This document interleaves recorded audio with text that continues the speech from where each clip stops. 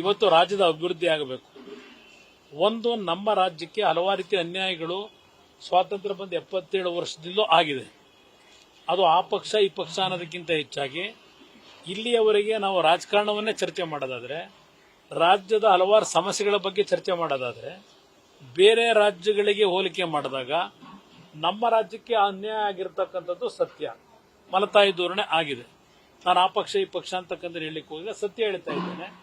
ಇವತ್ತು ಈ ಒಂದು ಚುನಾವಣೆಯ ನಮ್ಮ ಒಂದು ಮೈತ್ರಿ ಮಾಡಿರ್ತಕ್ಕಂಥದ್ದು ಅದೆಲ್ಲದಕ್ಕೂ ಬಿಜೆಪಿಯಲ್ಲಿ ಕೇಂದ್ರ ಸರ್ಕಾರ ಇವತ್ತೇನು NDA ಸರ್ಕಾರ ಬರುತ್ತೆ ಅಂತಕ್ಕಂಥದ್ದು, ನರೇಂದ್ರ ಮೋದಿ ಅವರು ಪುನಃ 3ನೇ ಬಾರಿ ಪ್ರಧಾನಮಂತ್ರಿಗಳಾಗ್ತಾರೆ ಅಂತಕ್ಕಂಥ ಭಾವನೆ ದೇಶದಲ್ಲಿ ಏನಿದೆ, ಈ ಮೈತ್ರಿಯ ಉದ್ದೇಶ ನಮ್ಮದು ಅಧಿಕಾರಕ್ಕಿಂತ ಹೆಚ್ಚಾಗಿ ನಮ್ಮ ನಾಡಿನಲ್ಲಿ ಆಗಿರತಕ್ಕಂಥ ನೀರಾವರಿಯ ಒಂದು ವಿಷಯಗಳಿಗೆ ಕಾನೂನಿನ ತೊಡಕುಗಳೇನಿದೆ, ಆರ್ಥಿಕ ಸಂಕಷ್ಟಗಳೇನಿದೆ, ಇದೆಲ್ಲವನ್ನ ಗಮನಿಸಿದ್ದೇವೆ.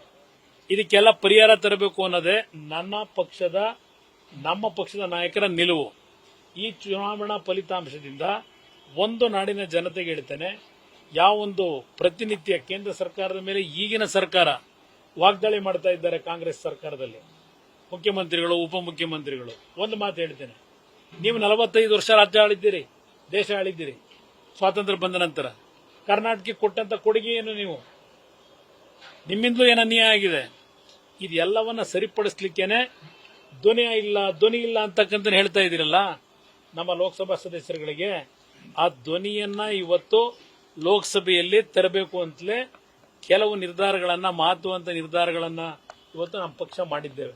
ನಾಡಿನ ಜನತೆಗೆ ಮನವಿ ಮಾಡ್ತೇನೆ, ಇವತ್ತು 28ಕ್ಕೆ 28 ಕ್ಷೇತ್ರದಲ್ಲಿ ಜನತಾದಳ ಮತ್ತು ಬಿಜೆಪಿ ಅಭ್ಯರ್ಥಿಗಳೇನಿದ್ದೇವೆ ಗೆಲ್ಲಿಸ್ತಕ್ಕಂಥ ಆಶೀರ್ವಾದ ಮಾಡಿ, ಒಂದು ಅವಕಾಶವನ್ನ ದೇವೇಗೌಡರ ಒಂದು ಮಾರ್ಗದರ್ಶನದಲ್ಲಿ ನಾವಿವತ್ತೇನೋ ಒಂದು ಮೈತ್ರಿಗೆ ನಾವೇನು ಸಹಕಾರ ಕೊಡ್ತಾ ಇದ್ದೇವೆ.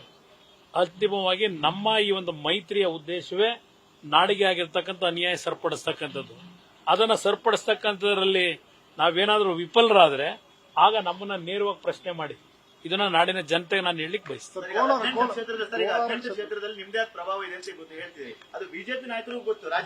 ಎಲ್ಲರಿಗೂ ಗೊತ್ತು, ರಾಜಕೀಯದ ಅನಾಲಿಸಿಸ್ ಮಾಡ್ತಕ್ಕಂಥ ಎಲ್ರಿಗೂ ಗೊತ್ತಿದೆ ಯಾವ್ಯಾವ ಕ್ಷೇತ್ರದಲ್ಲಿ ಏನ್ ನಡೀದೆ ಅಂತ ಹೇಳಿ.